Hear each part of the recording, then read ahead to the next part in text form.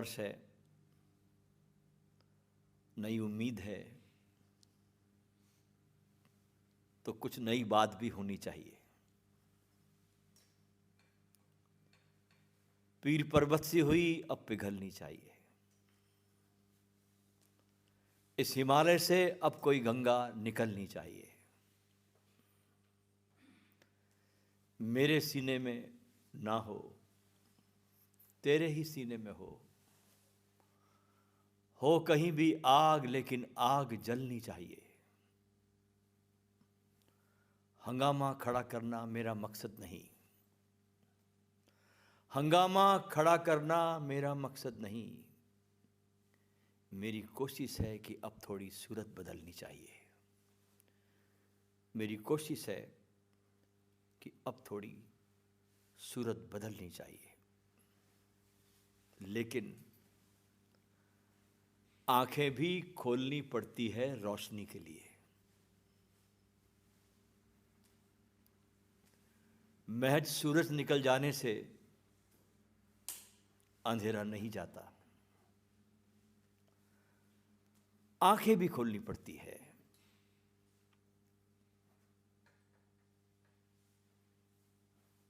लेकिन हम भीतर से भी सोए हैं और बाहर से भी सोए हैं। हमारी चित्त की अवस्था को देखिए कि 24 घंटे में हम 24 मिनट भी कभी वर्तमान में नहीं होते। साधक को अपनी रोज एक डायरी मेंटेन करनी चाहिए। अगर साधना के पथ पर आगे बढ़ना है, अभी ओशो ने कहा ना कि एक जरा सा चिंतन भी तुम्हारे भीतर बीज का, संसार का, तुमको परमात्मा से बहुत दूर कर देता है। एक बीज जरा सा, वहां पूरा ही चाहिए तो कुछ बात बनती है। हम बाहर के प्रति भी, पहाड़ों के प्रति, पत्थरों के प्रति, वृक्षों के प्रति बिल्कुल भी जागे हुए नहीं हैं। जब बाहर के प्रति हम जागे नहीं तो आत्मा के प्रति कैसे जागेंगे? जो दिखाई पड़ रहा है हमको, जो हमारे सामने मौजूद है, हम उसके प्रति भी जागृत नहीं हैं। तो भीतर जिसको हम जानते नहीं, पहचानते नहीं, कभी देखा नहीं, उसके प्रति कैसे जागेंगे? तो साधारणतः जिंदगी में हम एक यंत्र की तरह जीते हैं, मशीन की तरह।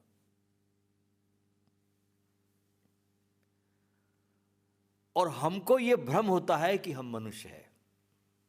जीते हम यंत्र की तरह हैं, मशीन की तरह जीते हैं। भ्रम ये पालते हैं कि हम एक मनुष्य हैं, और हमको यह भी भ्रम होता है कि हम स्वतंत्र हैं।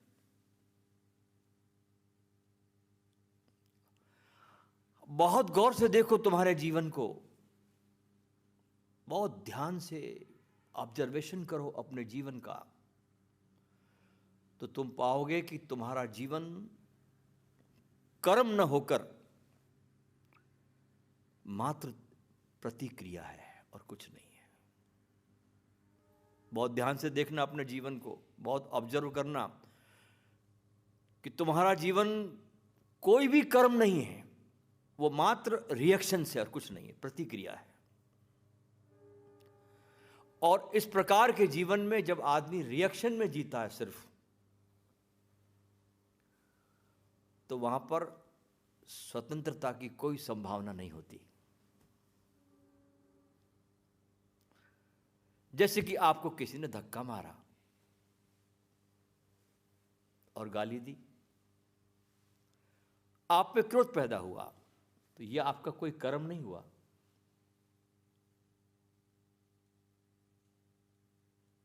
यह सीधी प्रतिक्रिया हुई। यह ऐसे हुआ जैसे किसी ने बटन दबाया और बिजली चालू हो गई। आपका कोई इसमें कर्म नहीं हुआ। किसी ने बटन दबाया और दबाते बिजली जल जाती है।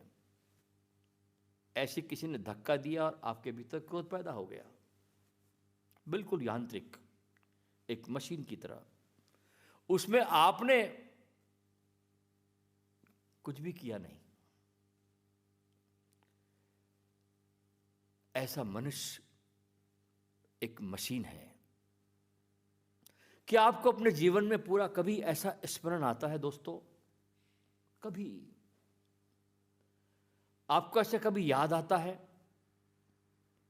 कि ऐसा कोई कर्म जो आपके भीतर से जन्मा हो?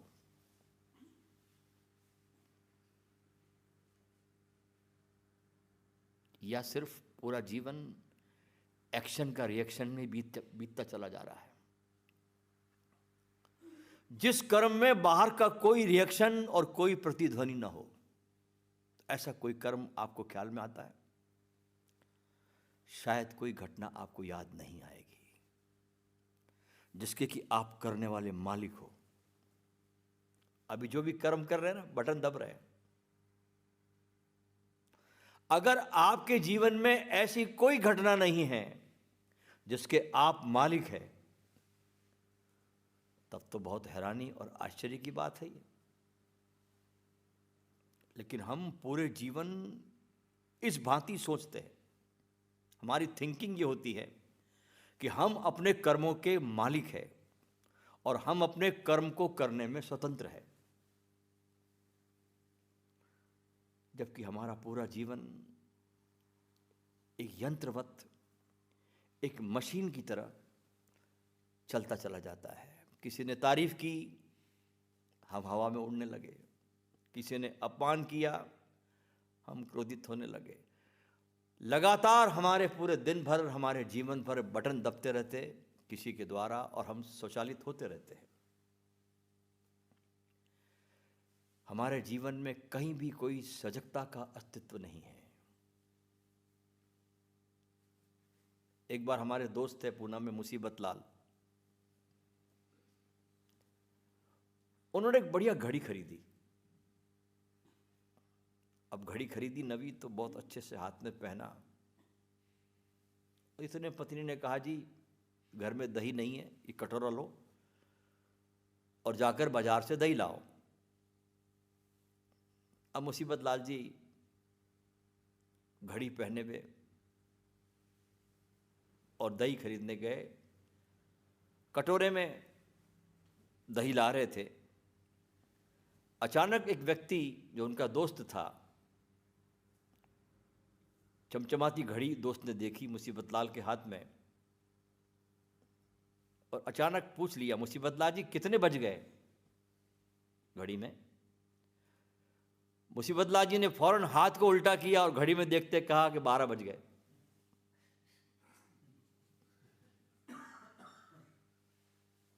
और सारा दही गिर गया। ये हमारे यंत्र की तरह जीवन को जीने का ढंग है।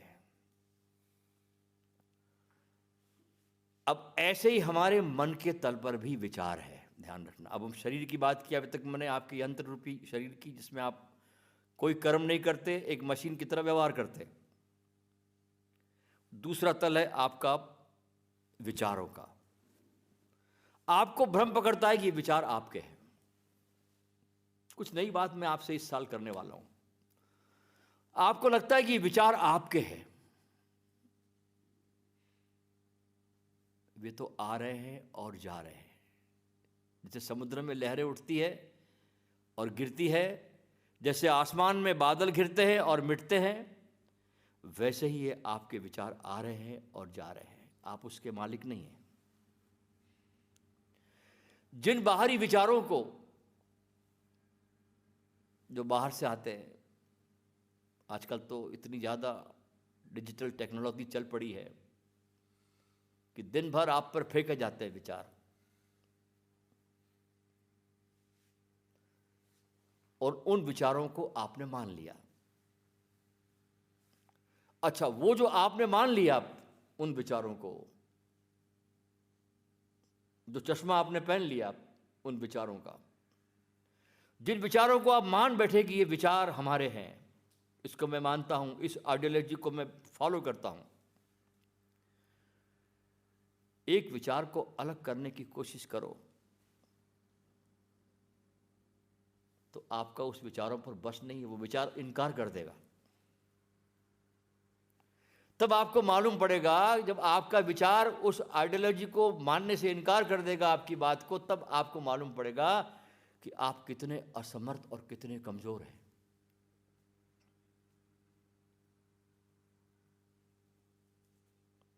जैसे सांझ होते ही वृक्ष पर पंछी आकर डेरा कर लेते हैं ना,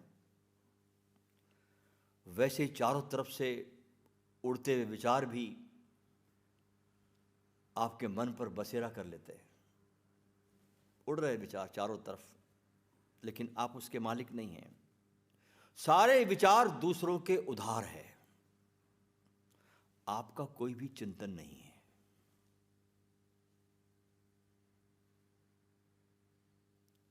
न तो कर्म हमारे हैं क्योंकि वे यांत्रिक है, न विचार हमारे हैं क्योंकि वे संग्रहित है। कर्म जो हमें लगता है कि मैं कर रहा हूं, वो हम करते नहीं, बल्कि हमसे करा लिए जाते हैं। अचेतन प्रकृति यांत्रिक रूप से हमसे सारे कर्म करा लेती है। इन्हीं कर्मों और विचारों को जो कर्ता समझकर जीने लगता है, वो यहीं पर रुक जाता है और उसकी आगे की यात्रा बंद हो जाती है। और ध्यान रखना कि मनुष्य मशीन होने को पैदा नहीं हुआ। मशीन होने के कारण ही मनुष्य दुखी हो गया, चिंतित हो गया, परेशान हो गया। मशीन होने के कारण ही उसका जीवन चिंता, पीड़ा, दुख, अंधकार और अशांति से भर गया। अगर मनुष्य मशीन न होकर अपने स्वबोध से भर जाए, खुद के बोध से, और उस बोध में आता है अनुभव कि मैं हूं कौन, मैं कौन हूं। उस बोध में, उस अवस्था में जब आदमी अपने स्वयं के बोध से भर जाता है, उस समय पता लगता है कि मैं कौन हूं। ये जो यांत्रिक जीवन है आपका, दिन भर मशीन की तरह, एक्शन का रिएक्शन, उसका पूरा अगर आपको बहुत बोधपूर्ण अनुभव हो जाए, सजगपूर्ण अनुभव हो जाए, उस यंत्र को आप देखने लगे कि आप दिन भर कैसे एक्ट करते हैं, उस देखने के अपोजिट में जो आपके भीतर एक कंट्रास्ट निर्मित होगा, उसका नाम आत्मा है। तब आपको अपनी चेतना की उस कंट्रास्ट में बिजली दिखाई पड़नी शुरू हो जाएगी। उसका नाम है आत्मा। और इस आत्मा को मानने की जरूरत नहीं है, वो आपको अनुभव में आनी शुरू हो जाएगी। अभी हम मानते हैं आत्मा है हम लोग, सुनी सुनाई बातें, मैंने कहा ना, विचार भी आपके नहीं है, सुने सुनाए उधार बासे। लेकिन जब आप अपने यंत्र रूपी पूरे दिन भर के बिहेवियर को, अपने एक्शन को जब आप बहुत सजगता से देखोगे, तो उस समय जो आपके भीतर एक सजगता पैदा होगी और जो अनुभव आएगा स्वबोध का, उसका नाम है आत्मा। इसलिए आत्मा को खोजने की जरूरत नहीं है, अपनी यांत्रिकता को पहचानने की आवश्यकता है। अपने दिन भर के यंत्र रूपी जीवन को देखने की जरूरत है कि मैं कैसा जीवन को जी रहा हूं। अगर आपको ये दिन भर यांत्रिकता से जीने की आदत दिखाई पड़नी शुरू हो गई, तो आपके भीतर उस किरण का जन्म होगा, उस प्रकाश का जन्म होगा, जो फिर आपके भीतर चिंतन भी कर सकती है और कर्म भी कर सकती है। इसलिए बोध को साधे, उसको पैदा करे, क्योंकि उस बोध के छाया में उस किरण का जन्म होता है जो आपको सचेतन और बोधपूर्ण जीवन को दे सकती है और यांत्रिक जीवन से आपको ऊपर उठा सकती है। एक दिन क्या हुआ कि मेरा मोबाइल चलते चलते एक बार बहुत धीरे धीरे चलने लगा और कभी कभी हैंग होने लगा। एक बार ऐसा हुआ, बहुत पुरानी बात है ये। फिर मैंने किसी से पूछा तो एक जानकार ने बताया इस फोन को हल्का करना जरूरी है। फोन ओवरलोड हो गया है, इसे हल्का करो। ओवरलोड हो गया इसलिए चलने में दिक्कत करता है। मैंने क्या किया कि जो मेरे फ़ोन में बेकार की तस्वीरें थी, फाइलें थी, सब डाटा मैंने डिलीट कर दिया। जैसे ही मैंने डाटा डिलीट किया एक चमत्कार सा हो गया, फोन चलने ही नहीं दौड़ने लगा।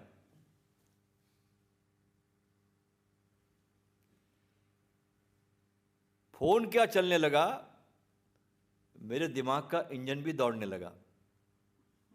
मन में आया यदि अनअपेक्षित सामग्री को हटाने से एक निर्जीव फोन तीव्र गति से चल सकता है, तो मन में भरी हुई जमी हुई अनावश्यक यादगारें, अप्रिय घटनाएं, वैर विरोध की भावनाएं, इतना सारा कचरा अगर हम सब मिटा दो, भुला दो, तो आत्मा का द्वार खुल जाता है। आत्मा का द्वार मित्रों खुला ही हुआ है, लेकिन इतना कचरा इकट्ठा है उस पर। जीवन बहुत छोटा है, क्यों न इसे खुलकर आनंद से इस नव वर्ष में इस जीवन को जिया जाए। बोध हो, स्वयं का बोध हो, तो वास्तव में जीवन को जिया जाता है। और यांत्रिक जीवन हो तो वो जीना नहीं, मात्र एक मृत्यु की प्रतीक्षा है और कुछ नहीं। कि जब तुम बोधपूर्ण होते हो, सजगपूर्ण होते हो, तभी तुम्हारा जीवन शुरू होता है, उसके पहले जीवन शुरू नहीं होता। इस नव वर्ष के शिविर में मैं उम्मीद करूंगा कि आप एक ऐसे स्थान पे आ गए हैं जहां अस्तित्व अपने पूरे सौंदर्य में बिखरा हुआ है। ये स्थान अपने आप में बहुत अभूतपूर्व है, बड़ा कुछ छिपा हुआ यहां पर है। लेकिन जैसे मैंने पहले कहा ना कि हम वृक्षों को देखते नहीं, पत्थरों को देखते नहीं, हमारे पास देखने की दृष्टि नहीं है। हम सदा कुछ न कुछ विचारों को चलते रहते हैं। अगर हमने यहाँ पर किसी फूल को भी देख लिया तो हमारे मन में फौरन विचार आता है कि आह कितना सुंदर है। जैसे आपने कहा सुंदर है, आप फूल के बीच में दीवार बन गए। अच्छा होता कि आप फूल के पास खड़े हो जाते और फूल को सिर्फ देखते, कोई उसे परिभाषा नहीं देते, न सौंदर्य होने की न कुरूप होने की, तो आपके और फूल के बीच एक संवाद घटता। आप उस फूल को उसकी परिपूर्णता, सौंदर्य में आप उसको देख पाते और आपको पता चलता कि फूल में भी परमात्मा पल्लवित हो रहा है। आप अपनी यंत्र रूपी परिभाषाएं देखकर अस्तित्व से टूटते चले जाते हैं। और ये सारी परिभाषाएं जो देते हो ना आप, सारी की सारी हमारी उधार है। इसलिए आप एक ऐसे स्थान पर आ गए हैं दोस्तों, जिसे कहना चाहिए ओशो का मिस्ट्री वर्ल्ड। इसको मैं मिस्ट्री वर्ल्ड नाम देता हूं। ये जो स्थान गुरु का है, गुरु का जो स्थान है, ये ओशो के स्कूल का नाम भी है ओशो मिस्ट्री स्कूल। 1986 में ओशो ने इसकी स्थापना की मुंबई में। Osho mystery school. और उस मिस्ट्री स्कूल में पहला उपदेश जो प्रवचन शुरू हुए उसका नाम था रजनीश उपनिषद। उसमें मैं मौजूद था, उनके चरणों में बैठा, उस पूरे उपनिषद को मैंने सुना। तो समझो कि ये भी एक ओशो की मिस्ट्री स्कूल है जहाँ पर आप आ गए हैं, और यहाँ पर उपनिषद घटना चाहिए। आश्रमों को बनाने का एकमात्र उद्देश्य यही होना चाहिए। आश्रम मनोरंजन के अखाड़े नहीं बनना चाहिए। आश्रम का उद्देश्य होना चाहिए जहां पर उपनिषद घटे, ऐसा ऊर्जा मंडल वहां बने, ऐसा बुद्धा फील्ड वहां बने। और ये सिर्फ मेरे अकेले से नहीं बनता, मैं अकेला काफी नहीं हूं, इसमें आप सबका एक एक लोटे पानी की जरूरत है, तभी सागर भरेगा। यह आप सबकी उपस्थिति से बनता है। हम सब एक साथ जब प्रार्थना में डूबते हैं तो प्रार्थना की शक्ति हमारी अनंत गुना हो जाती है। एक व्यक्ति प्रार्थना करता है और 10 व्यक्ति प्रार्थना करें, देखिए कितना बड़ा एक तूफान खड़ा हो जाता है। आप देखते हैं ना, गांव में बड़े बड़े पत्थर अकेला आदमी उसको सरका नहीं सकता, लेकिन 10 लोग मिल जाए तो भी नहीं सरका सकते। लेकिन जब 10 लोग मिलकर कोई ध्वनि करते, पुकारते, उस ध्वनि के माध्यम से पत्थर सरक जाता है। वो ध्वनि काम करती है। ध्वनि में इतनी शक्ति है, प्रार्थना में इतनी शक्ति है। तो ऐसा एक स्थान पे आप आ गए हैं जो बहुत अभूतपूर्व है, बहुत शांत है, बहुत प्राकृतिक है। हर चीज, आश्रम को जो चीज चाहिए उन सब शर्तों को ये जगह पूरी करती है। यहाँ की हवा, यहाँ का आकाश, यहाँ का सन्नाटा, यहाँ का मीठा जल, यहाँ की हवाएं, और यहाँ पर गुरु की उपस्थिति सबसे बड़ी बात है। सद्गुरु की उपस्थिति असली बात होती है, ध्यान रखना, क्योंकि ये इतना जीवंत संबंध है, इतना जीवंत है, ये किताबों से नहीं घटता। तुम कितना भी सुन लो कुछ नहीं होता, कितना भी पढ़ लो कुछ नहीं होता इससे। ये एक जीवंत रोशनी है जो किसी जीवंत व्यक्ति के पास पहुंचती है। ये छलांग लेती है एक हृदय से दूसरे हृदय की तरफ। तो इस स्थान पर अब आप आए हैं, मौन रहना, प्रकृति से थोड़ा नाता जोड़ना, किसी वृक्ष के पास अचानक चलते चलते खड़े हो जाना, सिर्फ खड़े हो जाना, झटका देना अपने दिमाग को, एक विचारों के सतत चलते प्रभाव को जरा तोड़ना और एक झटका देकर खड़ा हो जाना यहाँ, और खुली आंख से बस अपने को उपलब्ध रखना। एनलाइटनमेंट क्या है? कोई बहुत बड़ी बात नहीं है, बस अपने को उपलब्ध रखो। Just available your self. हम कहते हैं ना फलाना आदमी उपलब्ध हो गया, मतलब क्या हुआ? अवेलेबल हो गया। हम अवेलेबल नहीं हैं, हम किसी भी क्षण में अवेलेबल नहीं हैं, हम सदा कहीं और है। और एनलाइटनमेंट है आपका अवेलेबल हो जाना, उस क्षण में उपलब्ध हो जाना। तो कभी चलते फिरते यहाँ, कभी खाना खा रहे, झटका देना अपने को, एक क्षण को आप जाग जाना। ये जितने झटके आप दोगे ना अपने को इस शिविर में, वैसे वैसे चेतना आपके उस झटकों को पचाएगी, और धीरे धीरे झटके लगते लगते लगते लगते बेहोशी आपकी मूर्छा तोड़ेगी। एक नई चीज आपको सिखा रहा हूं मैं। दिन भर 24 घंटे में आप दिन भर अपने को जरा झटके देना, जगाना इस 3 दिन में, नींद को तोड़ना। जब भी ध्यान आए, कोई भी कृत्य आप कर रहे हो, एक क्षण को रुक जाना बस, और उस क्षण में जो बिजली चमकेगी वो आपको जला जाएगी। उस क्षण में जो आपको अनुभव होगा वो आपकी प्रॉपर्टी होगी, आपकी धनराशि बढ़ेगी उस झटकों से। क्योंकि मूर्छा का बड़ा अदम्य प्रवाह है हमारे भीतर, 24 घंटे मूर्छित हैं हम लोग। मूर्छा को झटके देना जरूरी है, और ध्यान रखना कि आपके बुद्धत्व का मंदिर एकदम से नहीं बन जाता, एक एक ईंट रखनी पड़ती है, तब मंदिर खड़ा होता है।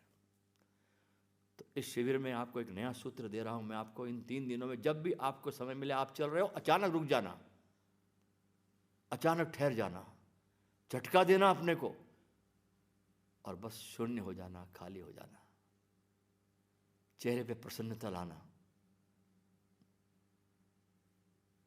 और उस खालीपन में, उस एम्प्टीनेस में, उस शून्य हो जाने में कुछ अमृत की बूंद आपकी चेतना में गिर जाएगी,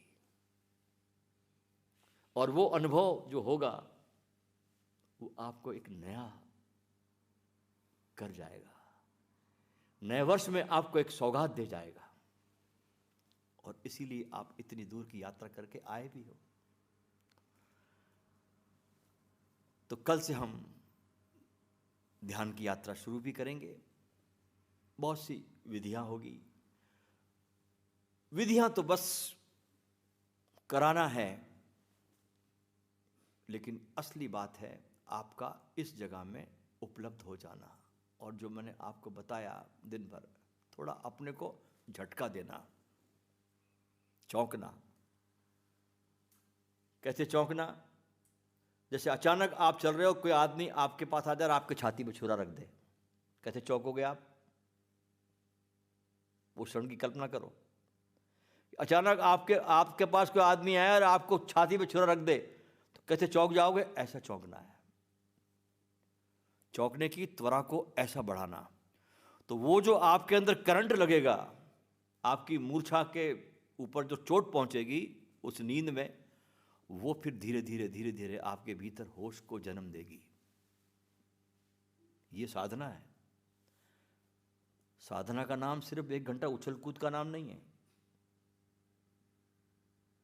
ये है साधना।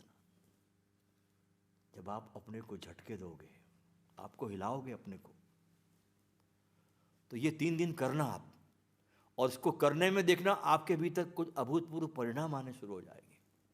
फिर आप उस अनुभव को पकड़ने लगोगे जिसके लिए आप तड़प रहे हो।